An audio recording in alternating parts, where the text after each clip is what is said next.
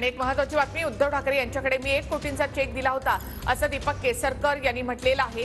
मंत्रिपदासाठी मागितले की पक्ष निधीसाठी हे मला माहिती नाही असा गौप्यस्फोट पत्रकार परिषदेमध्ये दीपक केसरकर यांनी केलाय। तर खोटं बोलणारे लोक स्वतः आरशात तरी कसे बघू शकतात असा सवाल यावर आदित्य ठाकरेंनी केला आहे।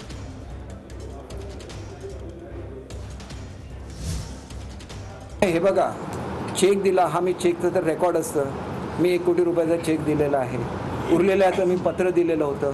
आता मंत्रिपदासाठी पैसे मागितले, इलेक्शनसाठी पैसे मागितले, मला काय मी सांगू शकत नाही।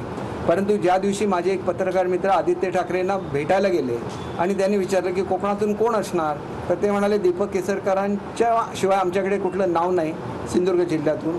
परंतु त्यांनी दिलेली कमिटमेंट पूर्ण केलेली नाही। याचा अर्थ काय होतो? कमिटमेंट म्हणजे काय?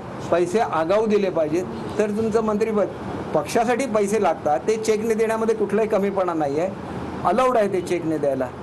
मंत्रिपदासाठी 1 कोटी दिले होते, मात्र उर्वरित पैसे दिले नाही, त्यामुळे मला मंत्रिपद दिलं नाही असं केसरकरांनी म्हटलं। मला वाटतं खोट्या लोकांकडे किती लक्ष द्यायचं हे आपण आता ठरवलं पाहिजे। जर तुम्ही ती त्यांची क्रॉस पाहिली असाल, एवढं खोटं बोलून अशा लोकांवर किती विश्वास ठेवायचा, हे स्वतः आरशात तरी कसे बघू शकतात लोक, हा मला प्रश्न पडतो।